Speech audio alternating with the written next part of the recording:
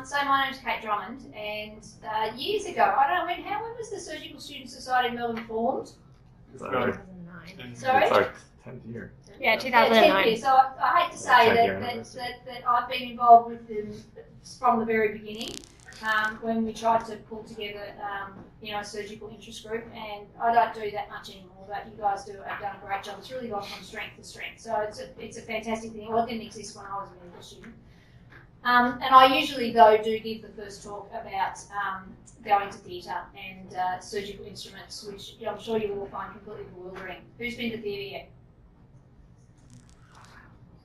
Only a few people. Yeah? Oh, we just... Come on, I'm not doing this. And sing. Hands up who's been to theatre. Okay, a few people. All right, and a lot of you haven't. All right, hands up who's seen an operation on television. Okay, so when they go, Riles, Gelfie, does it seem completely bewildering, all these instruments? Who has ever looked at a dissection or an operation on YouTube or something and looked at it and thought, how do they tell how all of that red stuff is just actually anything? It all looks the same to me. Yeah, me. That's right. I had a medical student just telling me that yesterday. How do you know what you're looking at? So, going to the operating theatre is something that takes time and practice, but is really, really enjoyable. But there are some rules to make it enjoyable. So this is sort of a picture of enjoyable things about operating. You get to do really cool stuff. This was me. This was me and my Jordanian fellow at the end of our first intraoperative MRI case, and we were just like, man, that is so cool. The one over the side there, that's probably one of the first operations I ever did at Westmead Hospital in the early 90s.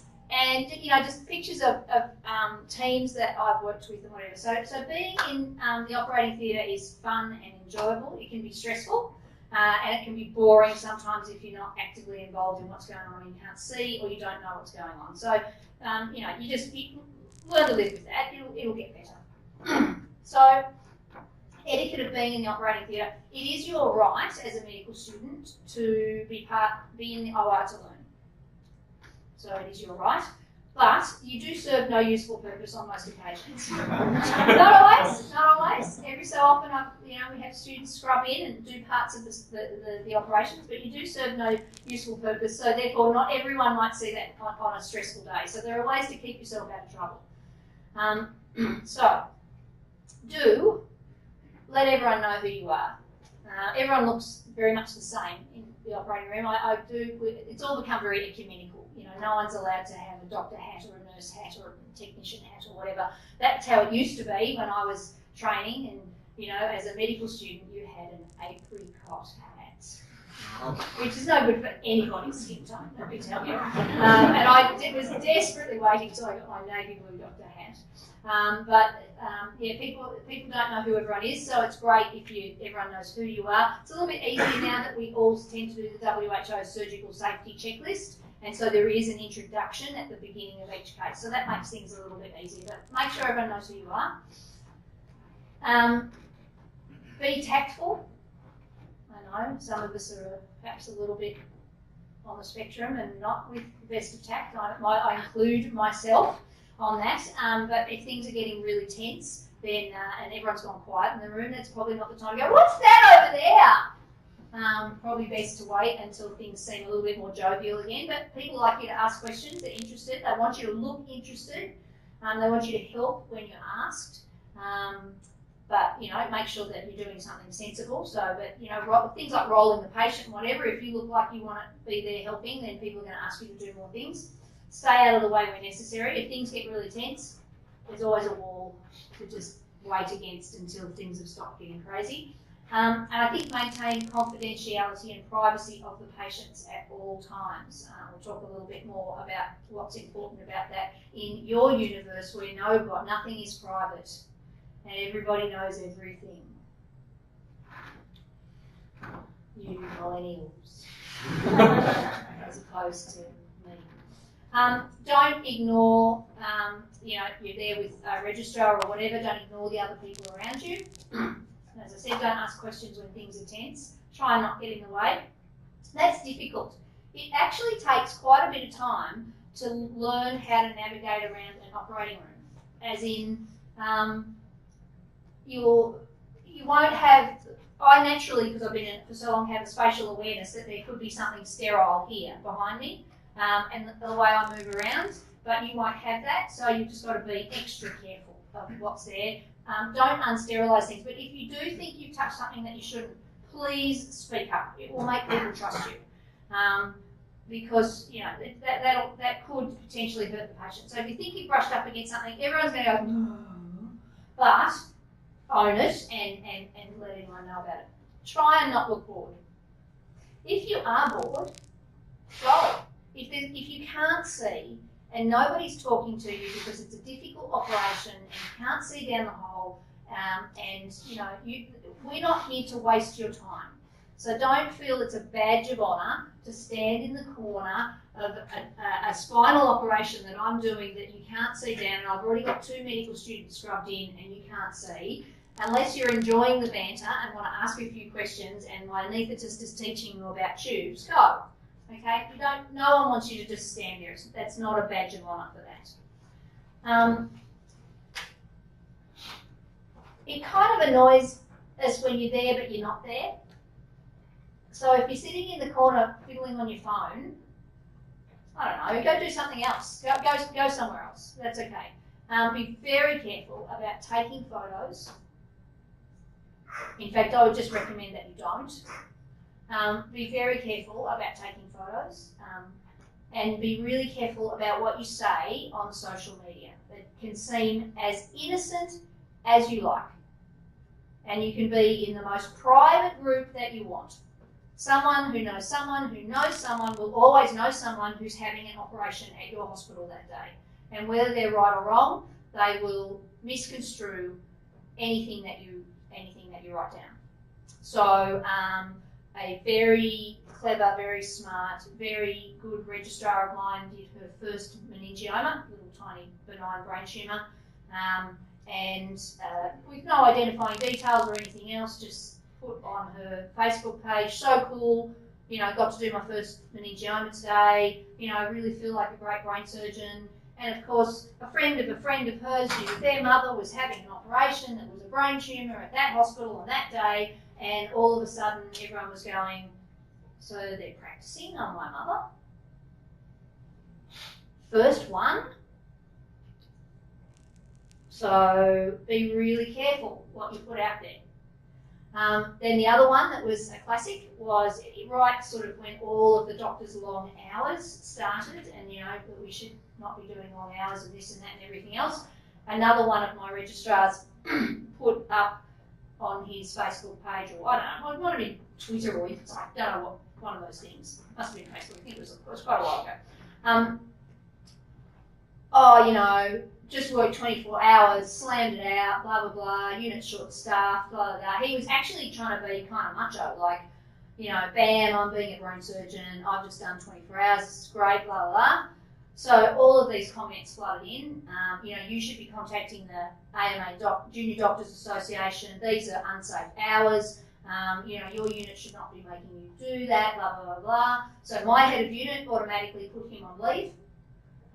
He was off for a week to recover from his terrible 24 hours, which is not, it was his intent thing, and he was then banned from working more than 38 hours a week, which means that he missed out on a whole bunch of operating and everything else that he actually wanted to do. But we were compelled to do that because you've seen the media shitstorm this week on the registrar at Bankstown Hospital. Now, no one should be working like that. I'm not defending it. Don't get me wrong, but I'm just pointing out that things that you have in a public forum can have unintended consequences.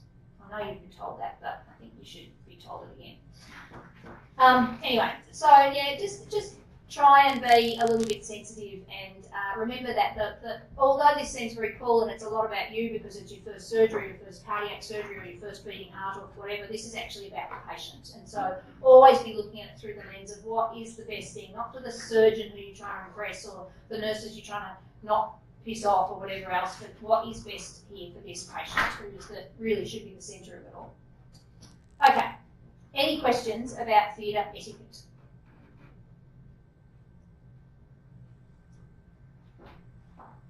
No? It's all clear, easy. Wait till you get in there and you realise how easy it is to run into something. I think that's the biggest problem. We constantly say, no. Alright. Ask the scrub nurse. It's really good to say, what's sterile? What should I stay away from? Okay, basic surgical instruments. So surgical instruments are sort of, and I brought a bunch for you to pass around. They're essential to accomplish surgery. No different to knife and fork, spoon and chopsticks, okay, which is essential to put food in mouth without getting it on hands. Of course, some surgeons do it all with their hands. Those of us who do delicate work need little ear things and long things to get down long holes and whatever. But instruments actually are very well designed. It's a beautiful thing when you start thinking about instrument design to be able to accomplish the things that you need. And a well-designed instrument for a specific purpose is a gorgeous thing. Back when hospitals had a lot of money, most hospitals had an instrument maker, and you would toddle off down the corridor and ask the instrument maker if they could make you a retractor that was the same length but with a sideways doohickey or whatever that you wanted. And that's why most instruments are named after people, because they went down and got the instrument maker to make Dr. Drummond's doohickey, and then from then on that was what it was called. There's 4 basic categories. So something that's for retracting or exposing, obviously you need to see what you're doing. Something that's for cutting or what we call dissecting, which is basically pulling tissue apart. Clamping or occluding or holding, and then grasping or holding instruments. So it's very simple. It's just 4 categories. Obviously there's some special things, but they are made for a specific purpose. So we're going to talk about retractors. I have lots of retractors here.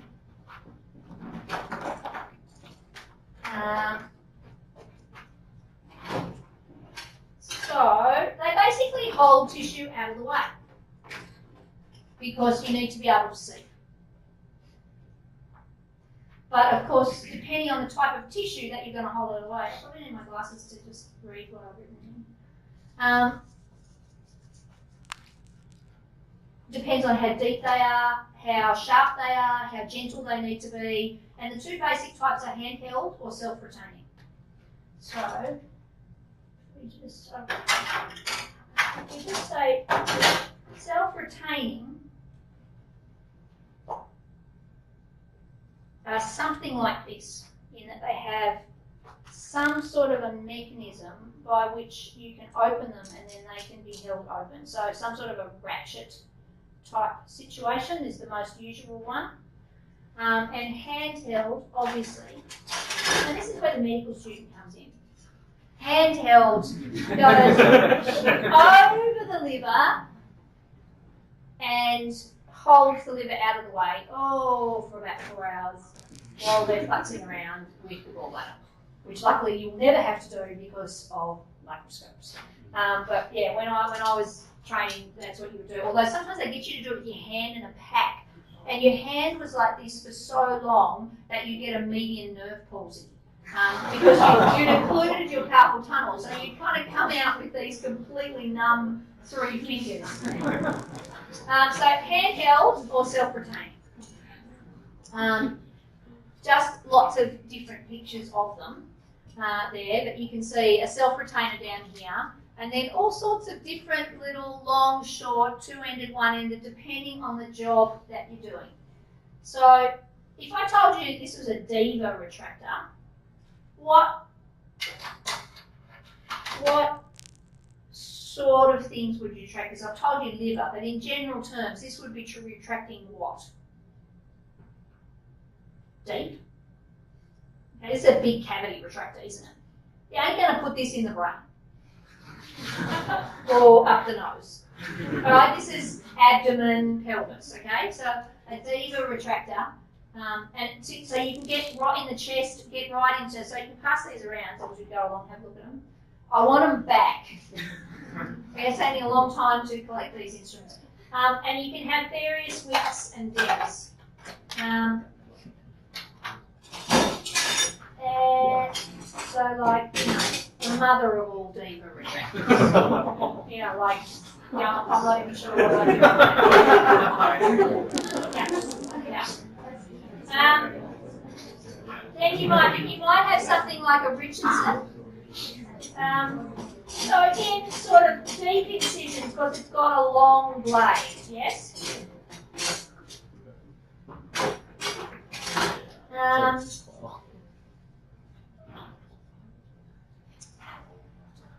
Something like this, a cat's paw, which has got obviously little sharp things. What sort of things do you think you'd use a cat's paw for?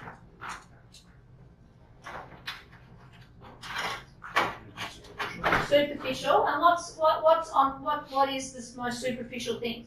Skin. So, you know, I've just been trying to find the lateral cutaneous nerve of the thigh, which sits just medial to the anterior superior iliac spine, under the inguinal ligament. So, apart from the fact that the patient was fat enough to need that big retractor there, normally you just make a little incision and you could lift it up with the cat's paws because you don't need to get deep, but you're just under the skin. So something like that. Or, you know, these for incisions that are a little bit deeper, but the cat's paw has got the little spikes, so you can actually grab onto the tissue. This is less dangerous, and it's not going to cause so much tissue damage. You can have malleable retractors, so these can be bent to whatever you like, and we use these a lot in the brain because they're nice and thin and soft, and we can just mould them to what we want and just put them down. But you could also use a malleable retractor that looks like this. What do you think this is for retracting? Hand. So, you know, if you need to hold bits of hand out of the way for an incision here, then obviously you can. It's just a piece of lead that you can put around and retract bits of hand. Okay. Now, there's lots of different names of self-retaining retractors, but they basically have the same thing. A ratchet and some sort of stuff which might be sharp. They might be not sharp, like blunt, if you don't want to hurt the tissue. So it all depends on what you want to do. So if you've got a self-retaining retractor, this seems truly amazing. I'm not even quite sure what.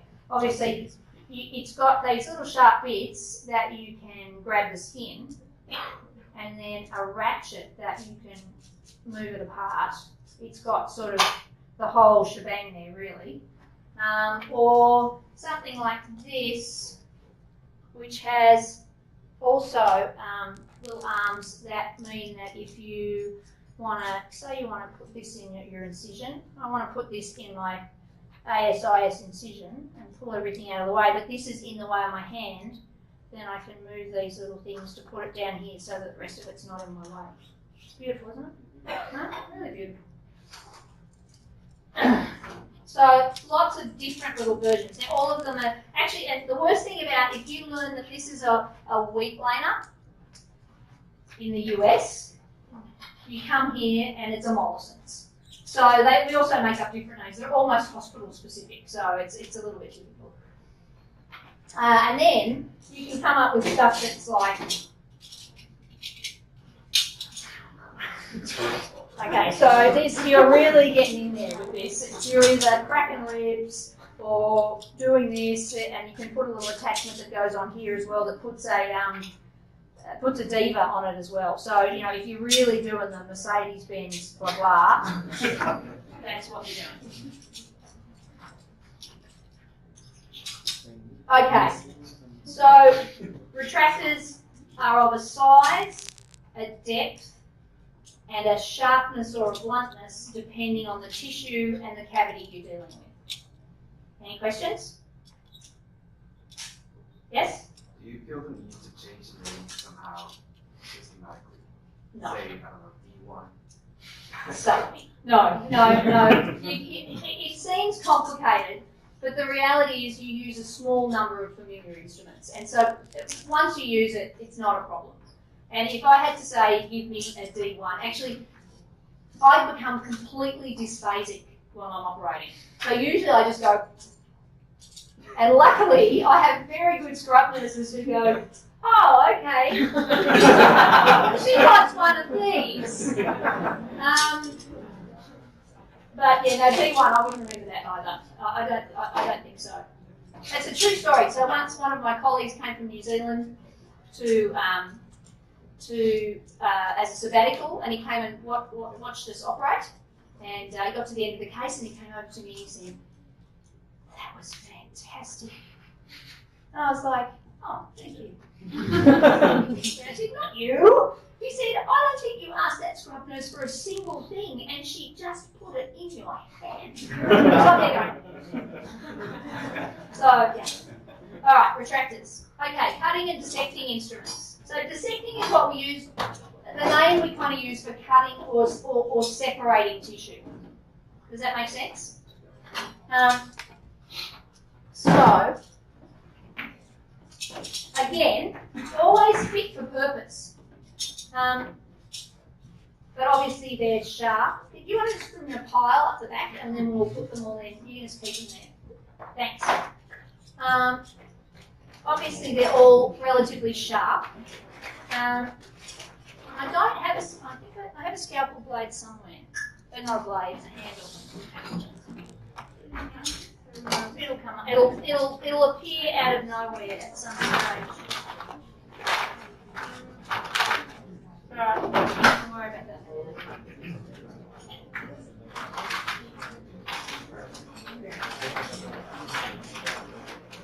There it is. Right. So, I mean, the obvious cutting instrument is a scalpel,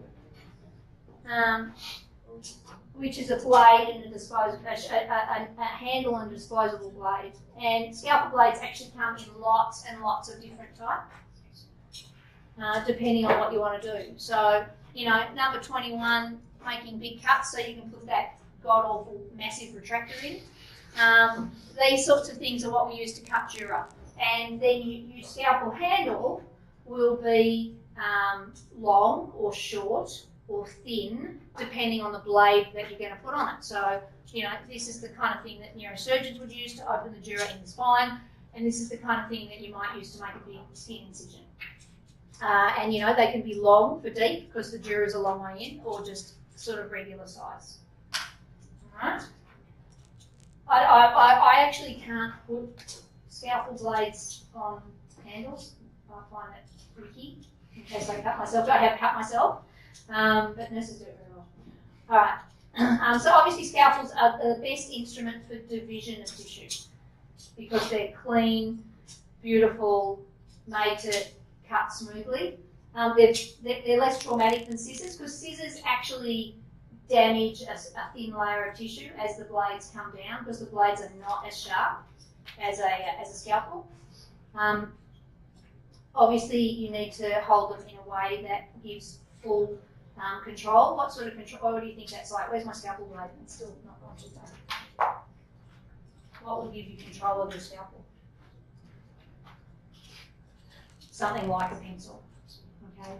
Now, you wouldn't believe the number of times you find people. The moment someone starts doing things for the first time, you find people like holding that, like you hold a pencil. So they're weighted to do that. We've gone through that. Okay.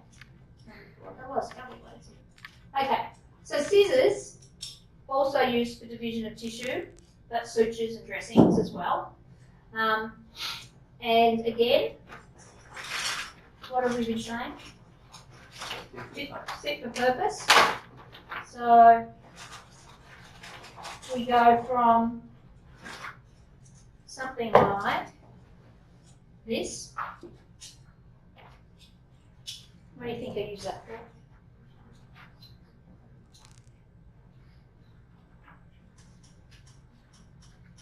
Very thin tissue. Very thin, isn't it? Okay, so these are micro scissors. So we would use these for dura, you know, microsurgery. Plastic surgeons would use them if they were doing a microanastomosis or something. They're bayoneted. What's the point? So this is a bayonet. What's the point of the bayonet? Why are they not straight?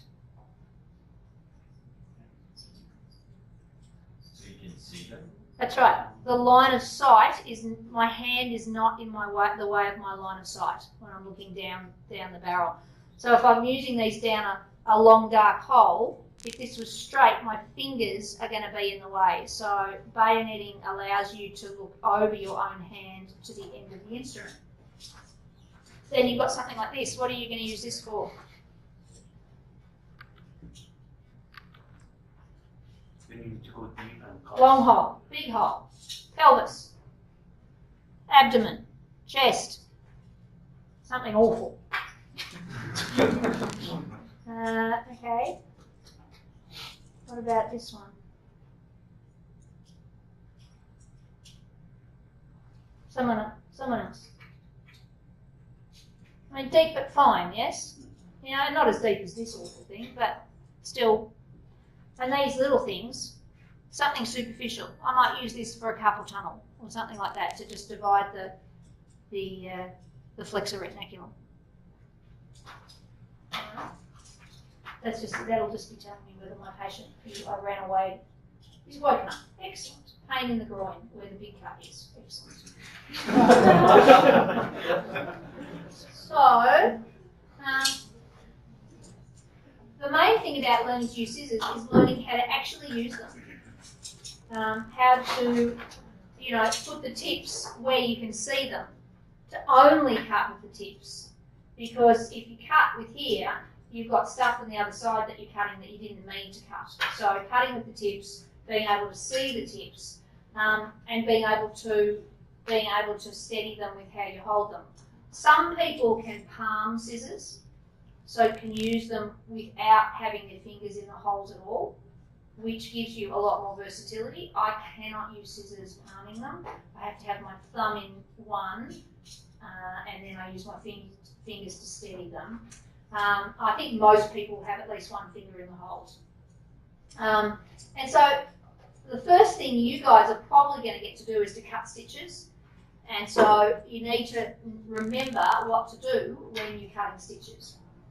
So I know you're going to be eager to please and everything else, but if you can't see because someone's in your way or the surgeon's got their hand in your line of sight or whatever, don't cut the stitch. You might cut something else. So make sure you've got a good position, you've got full control of the scissors, even though your hand's going like this. It's okay, we know it's going to be like that, but yeah, make sure you've got full control of the scissors, that you can see the suture to be divided, and make sure that you're not going to cut anything else. I have stapled my boss's hand to the drapes. True.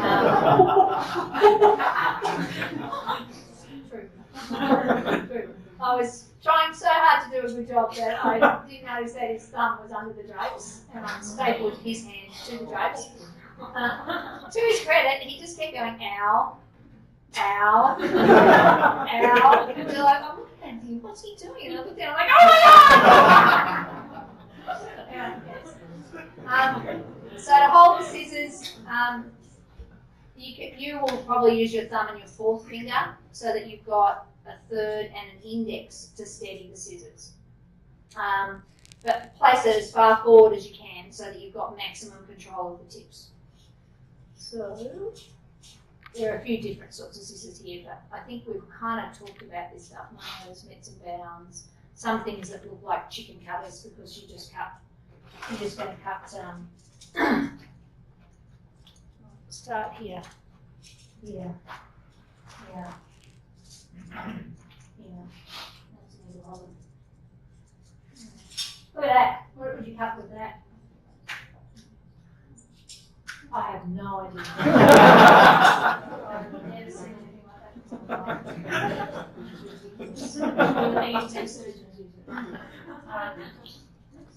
Okay. And then the other is sort of the dissecting things, which I don't really have any slides for.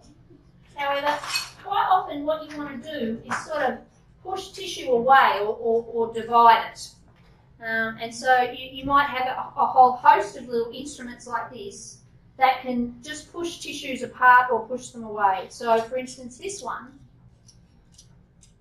is a little scraper that you can get the periosteum off the skull if you're going to be drilling holes in the head. So there's always a few little things that you can use to push tissues away. Alright. So, clamping and occluding instruments. What do you think we use those for?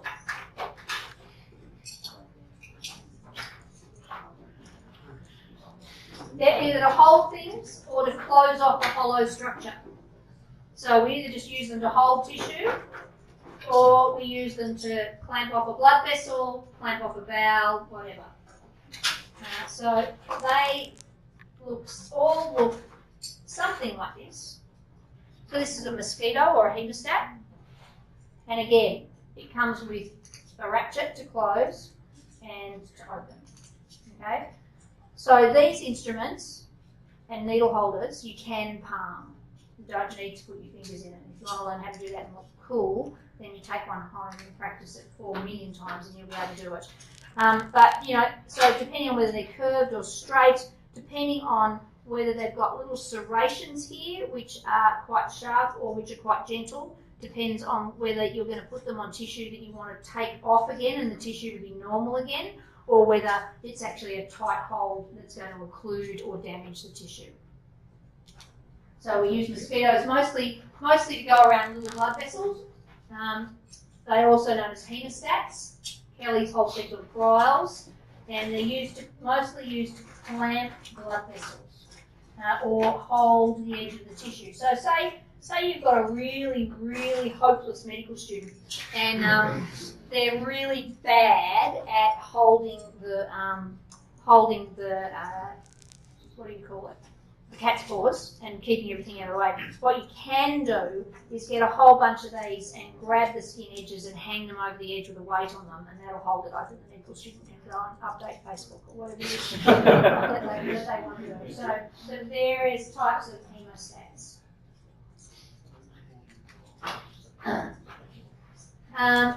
So mosquitoes, Kelly's, blah, blah, blah. So then you've got different sorts of clamping and occluding and holding instruments. And I'm just going to show you a bunch of them here that I have. So there's this one. What do we use this for? Has anyone seen what we use this for? It's very technical. It's a sponge holder. So, you know, when we have to paint with the brown or the yellow or the whatever when you're the antiseptic, that's what we use to hold the sponge. Alright, so sponge holder. It's got a nice fat bit that you can wind a little sponge, Raytec around and paint. So, yeah. Another sponge holder. Very exciting. This is called an Alice. Okay. Clamps tight, and when you have a look at it in here, it's got some fairly evil looking teeth. What are you going to put this on? You going to put this on the brain? No. You're going to put this on heavy fascia, muscle, something that you really need to grab and pull out of the way. Yes? So an Alice forceps is for holding heavy tissue and keeping it out of the way. But then we've got this thing, long blades, not a little pointy. If you get this one, you've got a real pressure point on the tissues there. You know, that tissue is dead once you've finished mucking around with that, right?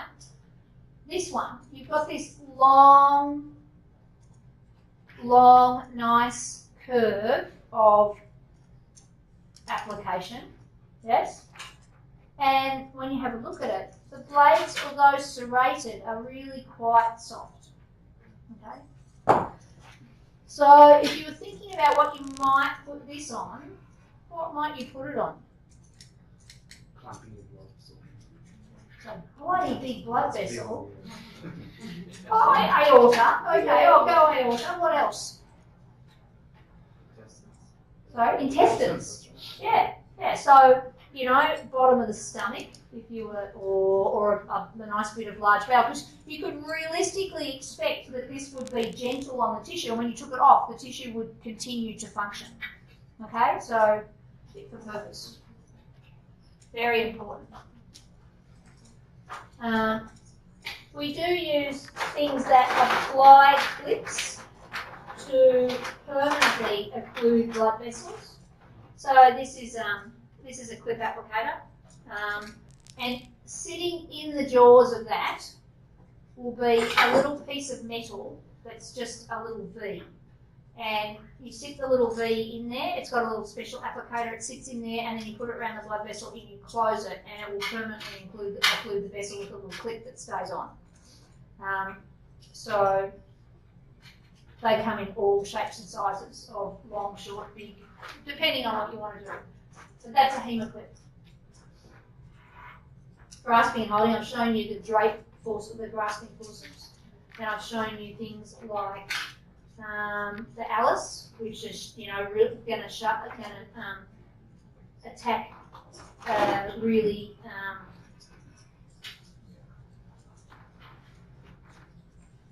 strong tissue, and then something else for delicate tissue. This one because it's got a flat blade, but you saw the other one. And then I don't have any of these. Okay. And then something like this. What would you use this for? This is from first principles. So it's long and curved. So what are we going to use it in?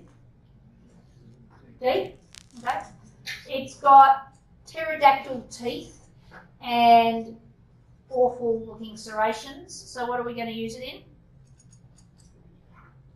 Sturdy tissue, and not tissue that we want to function again afterwards. So I don't know what I'd use this for, but if I had to get around a corner to grab something and pull it down, that's what I would use. Alright, forceps. Forceps. They're not tweezers. Please, please do not come into the operating room and go, could I have some of those tweezers, please? Okay? We are not doing your eyebrows. You laugh. It's only I've seen it 1,000 times. Yes, that's right. So, forceps are just another way of grasping things that don't have the ratchet, like they're for dynamic use, okay? And again, what do you think the message is about the forceps? Huh? Yeah, different functions. Yeah, fit for purpose. So, lots of different sizes, and basically they're 2 tines on either side, with some sort of a spring that makes them open once you take your finger off them, and the ends and the length and the delicacy and the depth are for whether you've got a deep or a superficial, whether you want to grasp, whether you want to use something that will hurt the tissue or hold the tissue firmly, or whether you want to use something more gentle. If it's a deep hole, you might want to use a bayoneted forceps so you can see over your own hand. And so, basically, you need to use the fit for purpose forceps, not like this. A number of people who I see, and I'm sure that's because it's about eyebrows. Let me tell you, okay, not like this, like a pencil. You use your forceps, all right. So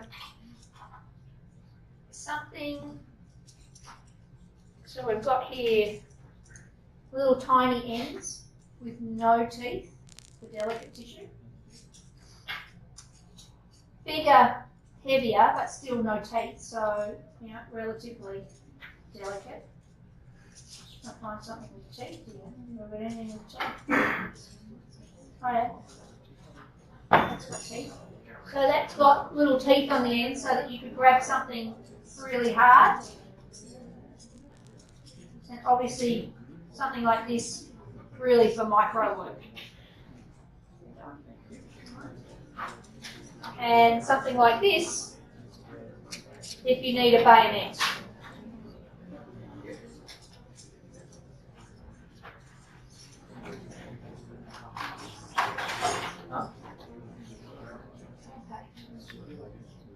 Alright. So, we've done the micro. Okay, there's a couple of other instruments that you might need to know, a couple of other things that you might need to know about.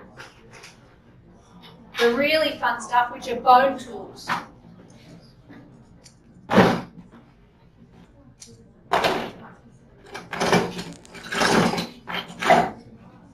do you use this for?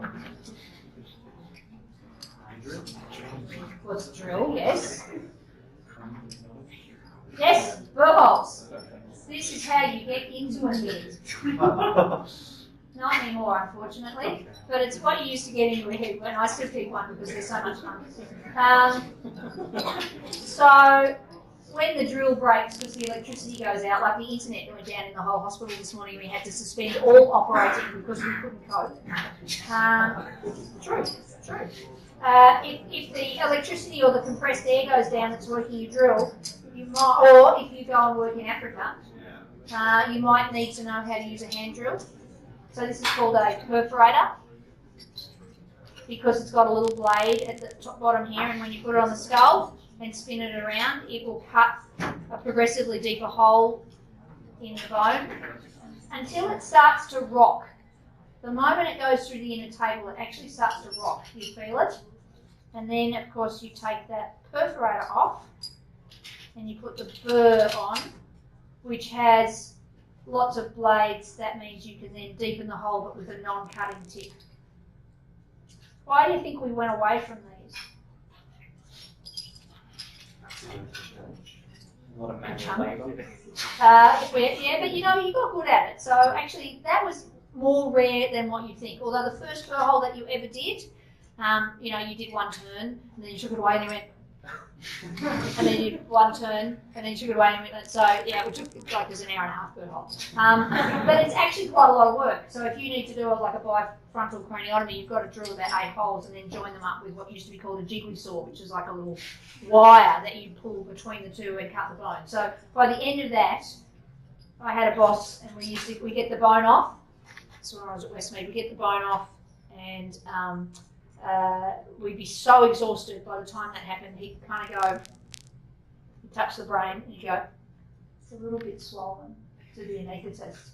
And he says, oh, okay, and start giving mannitol and doing stuff, and he'd go, we'll just wait till you've got that under control. And then he'd go outside and he'd have a smoke and a cup of coffee. And by the time he got back, he was like, he was feeling better. So bone instruments. When you consented patients back then, you just showed them this. Well, no, I mean, you don't show them. If you show patients anything to do with what was in an operation. Although, actually, you know what? Because of the way the media is now, patients are much more tolerant. So I do a lot of awake surgery, and the number of patients who ask if Brad, my anaesthetist, could go around and take a photo on his phone and bring it back so they can see what's going on. And they cope, actually. They cope really well. Mind you, they've got a lot of jokes. But patients know this stuff. Like, you know, it's not like when it was Marcus Welby, MD, where, you know, he just sort of wore a white coat and came in and said, there, you'll do an operation, and they get wheeled off and you wouldn't see anything else. I mean, the veracity of medical TV is extraordinary. What would you cut with this? Bone, ribs. Rib shears. Or we use it to remove spinous processes. That's usually the medical student's job. Okay. Bone nibblers.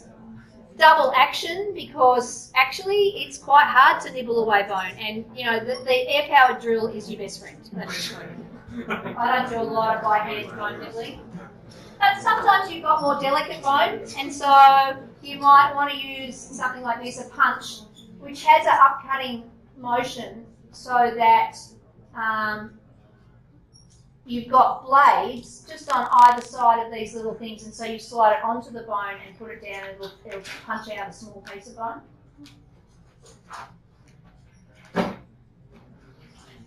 What's this?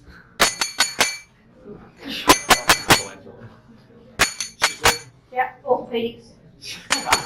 I'm not joking. So hammer and chisel, yes, we actually use that. And that's about it. Okay. Any questions?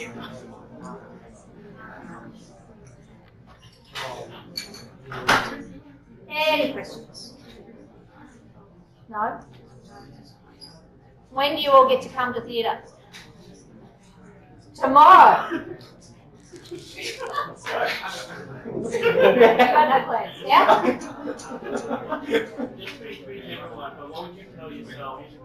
What would you tell yourself? What would you tell yourself if you could talk to your medical student self now? What would you say? Oh, that's good. Jeez. You mean about surgery in general, or just in anything? I would tell myself not to worry so much about different decisions. You know, being worried about which clinical school you got to, or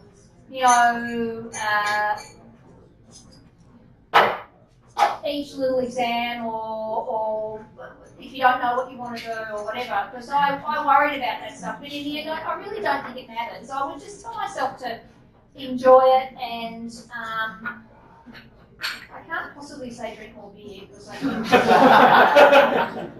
do that. But I would just say to enjoy it more and to not worry about all those little decisions, and I think to not make your mind up too early about what you want to do, and because there's all sorts of opportunities will present themselves. Thanks. And about surgery? Surgery is about practice. And there's a lot of stuff going around now about limiting hours and this and that and everything else, and it's all very relevant. I would not ask anyone to do what I did when I trained. But it's a practical skill is about doing. And you have to do a certain amount of doing to get good at it.